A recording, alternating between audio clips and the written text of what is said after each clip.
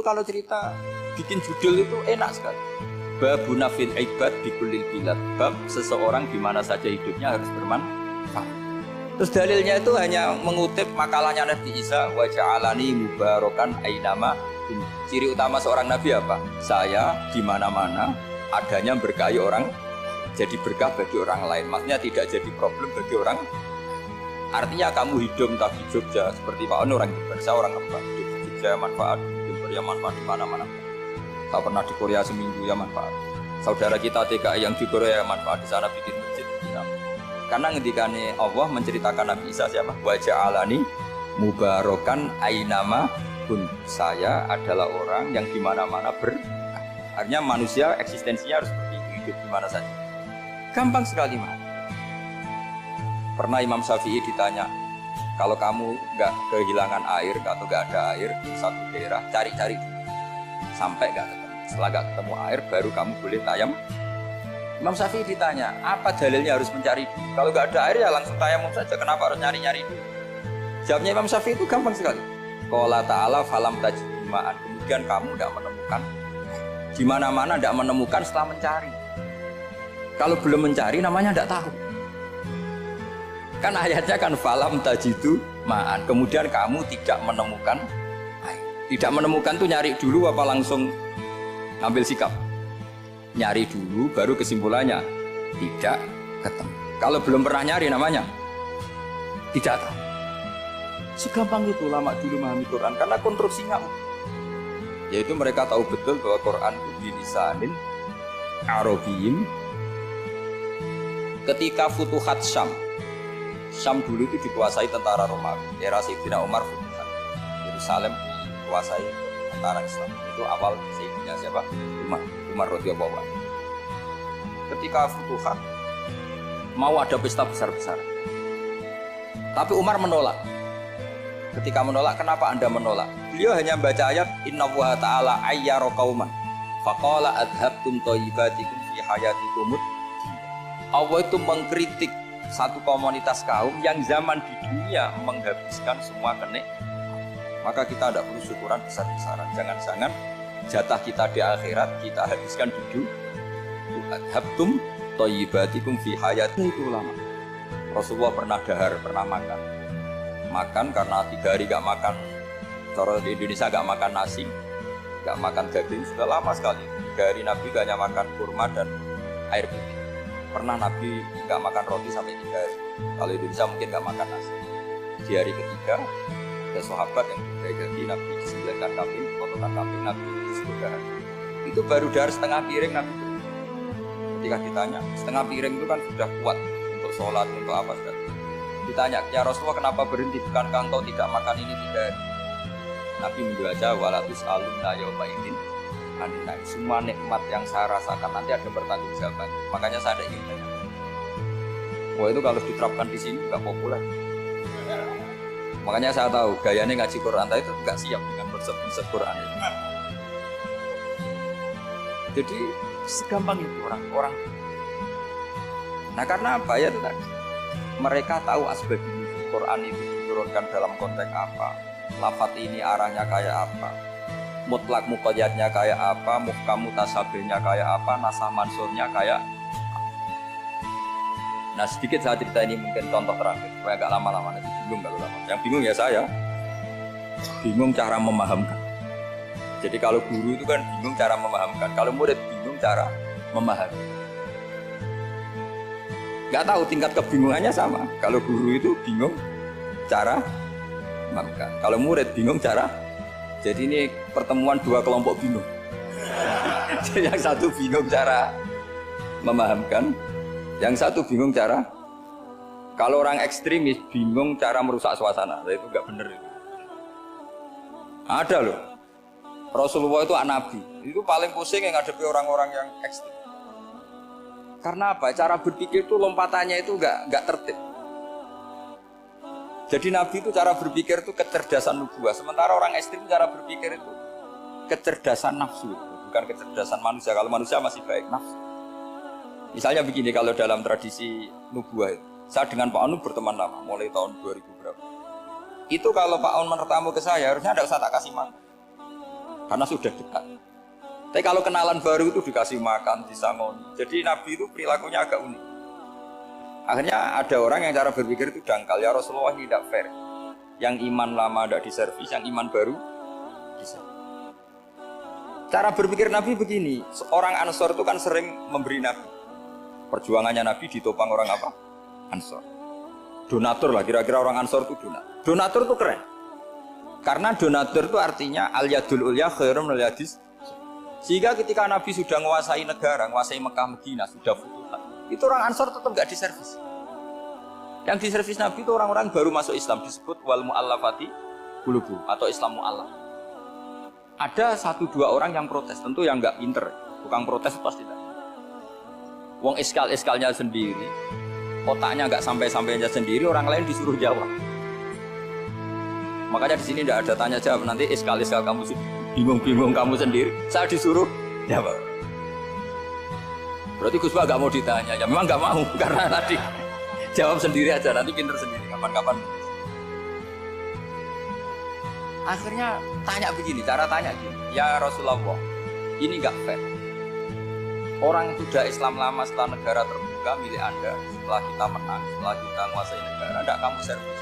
Sementara yang baru Islam kamu. Nabi itu bertanya senyum-senyum, rileks saja. Lama-lama tambah ekstrim pertanyaan. Kata Umar, ya Rasulullah saya beri izin untuk membunuh orang ini. Umar itu pikirannya karena mangkel lo Nabi. Nabi jangan. Kalau kamu bunuh nanti apa kata orang banyak? Inna Muhammad dan yaqtulu ashabat. Dikira Muhammad membunuh sahabatnya. Nabi masih mendengar, komplainnya masih. Lama-lama Nabi memberi penjelasan. Kamu ini orang Ansor.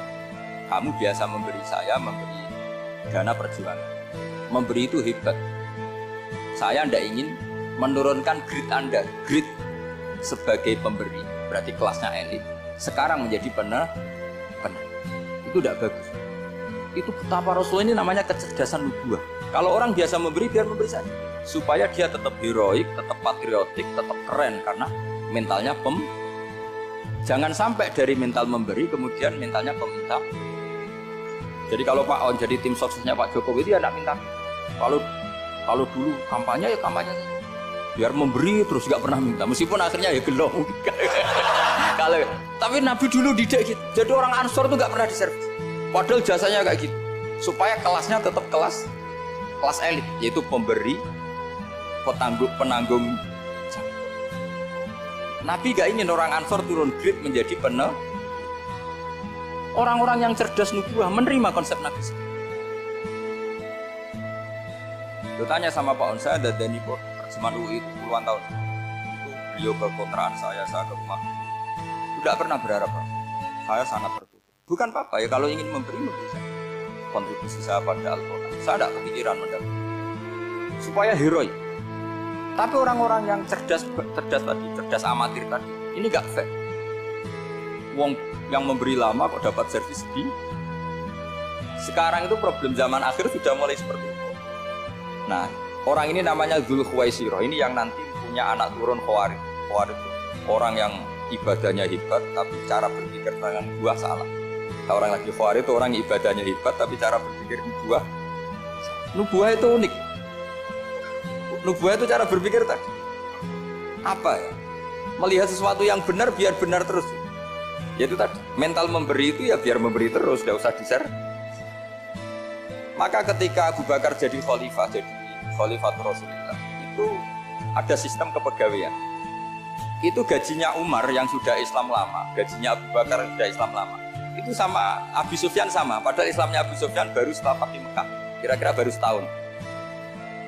Terus diprotes sama orang-orang, ini Islam lama kok gajinya sama Islam yang baru setahun kok sama. Kata Abu Bakar, fadailuhum indallah, mereka punya kelebihan Islam lama itu indallah, nanti balasannya biar surga. Kalau di dunia sesuai profesinya. Artinya profesi kalau penjaga kantor ya berapa, kalau dosen berapa, pokoknya ya sih. Dan itu diterima oleh sahabat, semuanya menerima konsep itu.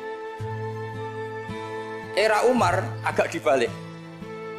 Abu Sufyan kira-kira gajinya 1 juta, yang lainnya yang menangi Nabi mulai awal gajinya 10 juta. Ditanya, ya Umar, kenapa ini jadi rubah seperti kebijakan Abu Bakar, dan seperti Abu Bakar? Jawabnya Umar lucu. Fa la usawwi baina man qatala Rasulullah wa baina man qatala ma'a Rasulillah. Demi Allah saya tidak akan pernah menyamakan orang yang dulu merangi Rasulullah yaitu Abu Sufyan dengan orang sing selawase dari anak Rasulullah yaitu Sayyidina Ali dan sebagainya. Ini penting. Artinya ketika gajinya orang saya seperti Ali radhiyallahu anhu itu tinggi itu bukan karena lamanya Islam, tapi karena lamanya iman. Jadi mulai dulu ijtihad itu ada dan dulu dia biasa saja. Karena tadi ada kecerdasan nubuwah, saya ulang lagi ada kecerdasan alam. Sekarang itu kecerdasan tomak atau kecerdasan nafsu. Itu kalau sampai ngaji kitab tasawuf, itu bab bakhil itu tidak ada. Menurut kitab tasawuf, medit itu tidak ada, pikir itu tidak ada. Yang ada itu tomak. Tomak itu berharap dikasih orang lain. Sampai pernah nggak bilang kalau artis-artis di Jakarta kikir? Tidak pernah kan? Karena kamu tidak pernah ingin diberi. Tapi kalau kamu punya pacar karena kenal tidak pernah ditraktir, oh pacar saya. Karena kamu ingin diberi. Pernah nggak kamu ngukumi orang lain kikir yang nggak kenal? Padahal tidak pernah memberi. Nah, apa kak? Karena kamu tidak pernah ingin. Coba sekarang kamu saya tanya, ini latihan cerdas. Definisi kikir itu apa tuh? Nggak pernah memberi kamu kan? Artis-artis Jakarta, tokoh-tokoh nasional pernah nggak memberi kamu? Enggak kan? Tapi tidak pernah kamu vonis kikir karena kamu tidak pernah tahu. Tapi pacar kamu kok amin ditraktir terus, atau istri kamu atau mertua kamu kok udah ngasih warisan, kamu bilang kikir kan? Sebabnya kikir betul apa karena kamu tomak berharap? Tomak. Maka di kitab tasawuf itu nggak ada bab kikir, yang ada bab tomak. Karena asal usul menvonis orang kikir itu karena tamak. Maka jangan banyak kenal orang, nanti banyak hukum kamu. Sombong juga gitu, di tasawuf itu nggak ada bab sombong. Karena orang hukum orang lain sombong itu karena kamu ingin dihormati. Ada orang nggak kenal, terus lewat saja nggak tanya kamu bilang sombong enggak kan? Tapi kalau kenal, oh sombong betul, kenal nggak tanya kan gitu. Jadi tasawuf itu sisi unik dari khazanah Islam. Makanya di tasawuf itu nggak ada kritik terhadap kikir. Ya tentu kikir itu buruk, pasti ya kikir itu buruk. Tapi nggak perlu dikritik. Jangan-jangan yang salah kamu. Mau kenal Pak On DPPAI terus ingin jadi sekretarisnya. Terus ingin kenal Pak Jokowi ingin jadi menterinya. Nanti kenal rektor ingin jadi pegawai. Ketika nggak diturutin bilang Pak Rektor kikir. Tapi orang lain ya kikir, enggak kan? Berarti vonis kikir itu status orang itu apa nggak kesampaian niat kamu? Makanya Rasulullah itu sering isti'adah minta perlindungan wa min toma'en fi ghairi matma'in. Ya Allah, saya tidak ingin berkeinginan yang tidak layak. Karena semua dunia ini dimulai dari keinginan. Coba kamu protes negara itu karena apa?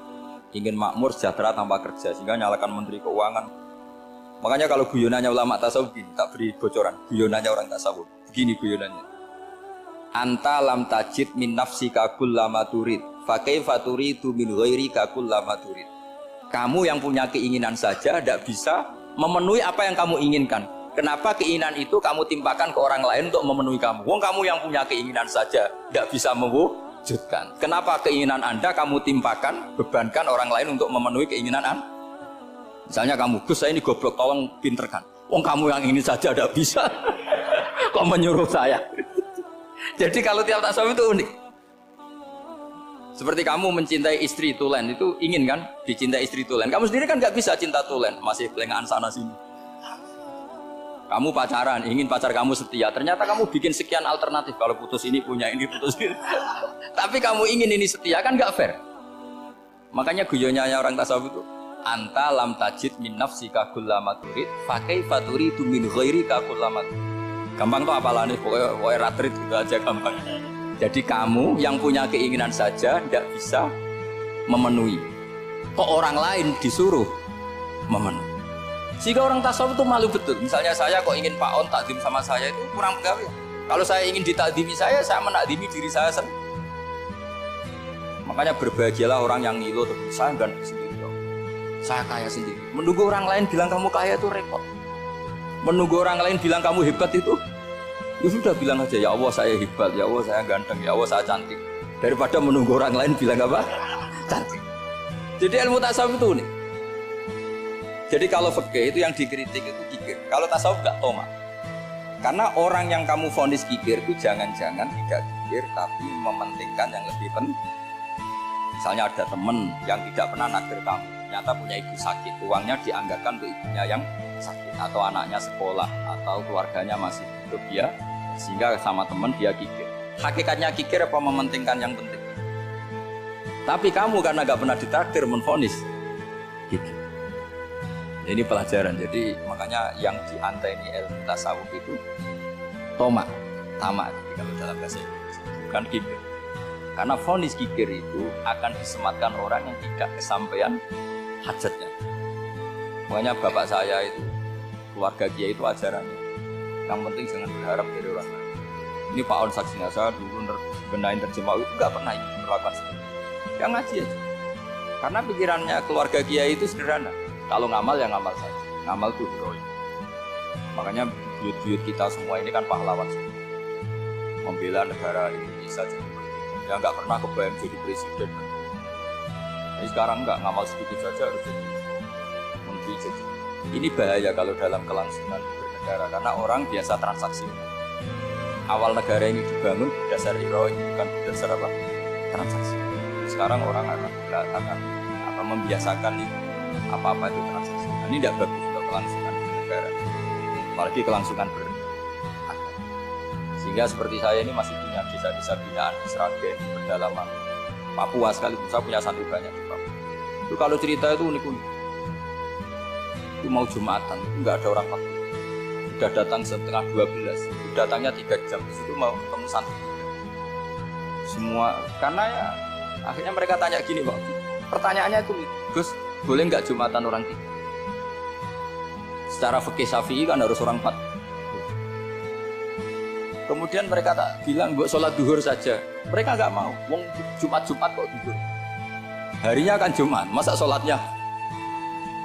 Sehingga kita yang jadi kiai akhirnya nyari fikul madzhabil arba, nyari fikih madzhab. Ternyata Imam Malik membolehkan orang 6. Ada yang bilang 12. Yang penting keceluk jambon itu kelompok. Kalau 3 kan belum keceluk apa? Belum disebut apa? Ini penting saya utarakan supaya kita berjuang itu bukan karena servis seperti ini kayak Dulil atau masjidnya keren, kampus swasta tertua, terus masuk nomor 1, 2 di Indonesia. Oke, kita syukur dengan kebesaran itu. Tapi yang namanya dakwah itu menjadikan orang tidak tahu menjadi tahu, termasuk kepada desa-desa tertinggi.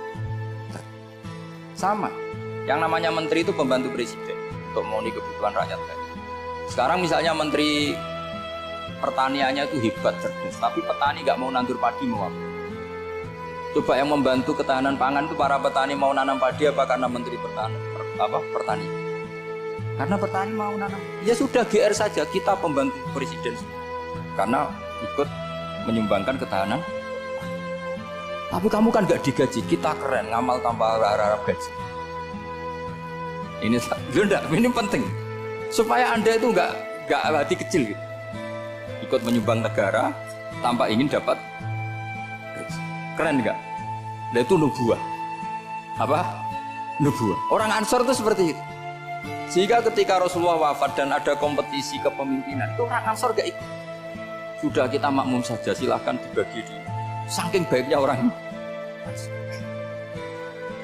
Nah, makanya saya ulang lagi, kecerdasan nubuah ini yang nggak difahami orang Khawarij. Orang Khawarij cara berpikir yang kerja banyak harus dapat. Sementara kecerdasan nubuah enggak. Yang biasa memberi terus memberi saja biar derajatnya tetap al-yadul ulya. Bismillahirrahmanirrahim. Ini saya baca supaya dapat berkahnya ulama-ulama dulu, karena ini dikarang oleh ulama yang dipakai rujukan seluruh dunia. Begini, qala Ibnu Taimiyah ma'rifatu sababil nuzuli yu'inu ala fahmil ayat. Jadi mengenali asbabun nuzul itu membantu memahami secara benar ayat. Karena tadi kalau ayat itu dipotong itu maknanya bisa kacau kayak tadi famastam ta'tum bihi minna fa'atuhunna ujurahun. Kalau diterjemah itu kan mendukung kawin mut'ah. Kalau terjemahnya saja perempuan siapa saja yang pernah kamu nikmati yang penting kamu bayar, itu kan aliran sesat dan menyesatkan. Itu konteks asbabun nuzul tidak seperti itu. Perempuan yang sudah menjadi istri kamu, seorang lagi perempuan yang sudah menjadi istri kamu, jika sudah kamu hubungan intim maka maharnya harus dibayar penuh. Tapi kalau belum hubungan intim maharnya hanya wajib separuh.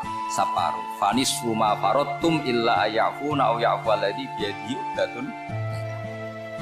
Tapi tadi kalau di Indonesia gimana Gus ya, itu yang repotnya. Maharnya itu tadi mau kena atasan dan apa? Bawahan.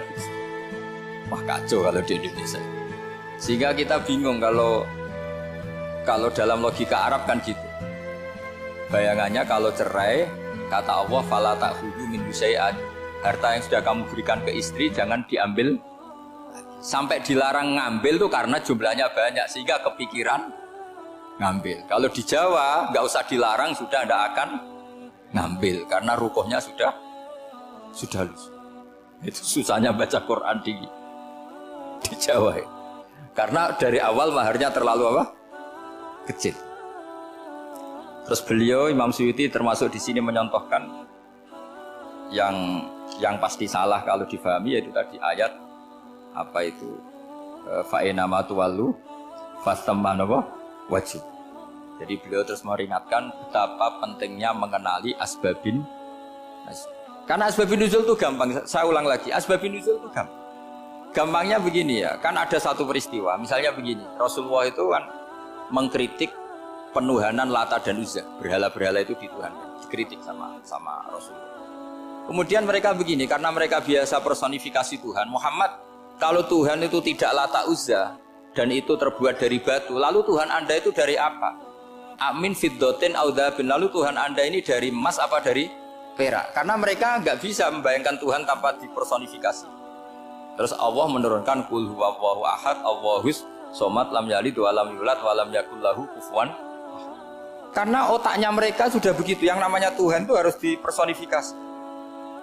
Makanya saya kemarin di Korea seminggu, cerita yang paling unik gini Pak On, ada bos Islam, ada bosnya TKI yang baik.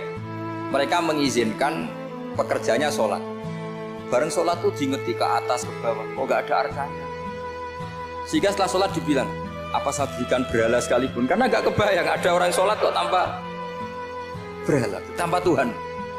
Yang kamu sembah itu mana, kok gak ada, apa tak belikan. Jadi unik. Nah teman saya yang satu unik lagi, dia termasuk pegawai Garuda, yang derekno saya ke Korea itu orang pegawai Garuda. Dia karena orang kaya biasa ke Eropa kemana-mana.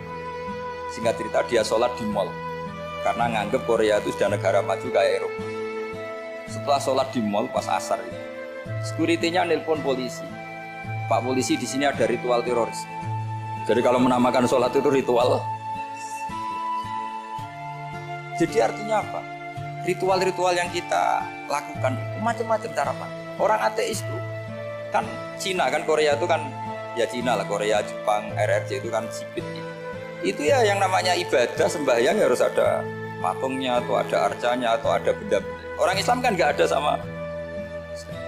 Makanya mereka itu kok bisa? Problemnya kita, saya ulang lagi, ini problemnya. Problemnya kalau ada itu ya repot. Begini misalnya, ini masih tentang asbabun nuzul. Ini contoh terakhir tentang masih asbabun nuzul. Umar radhiyallahu anhu, sahabat Umar, kalau mencium Hajar Aswad itu sambil gedumel. Tidak berdoa tapi gedumel. Masyhur. Itu ada di Bukhari. Alim tu annaka hajarun la tadur wa la tanfa walau la anni ra'aitu Rasulullah wa qabbalaka ma qabbal. Saya tahu loh. Nyium Hajar Aswad dicium tapi sambil gedumel. Saya tahu loh, kamu hanya batu, gak mandoroti, gak manfaat. Kamu jangan GR, saya cium itu jangan GR. Kalau saja saya tidak melihat Rasulullah mencium kamu, maka saya ada sudi nyium kamu. Dah gitu aja. Terus itu tiap nyium Hajar Aswad itu tidak doa. Kalau kamu kan nggak minta kaya, minta macam-macam. Kalau Umar malah gitu. Nah, kenapa demikian? Itu ada asbab.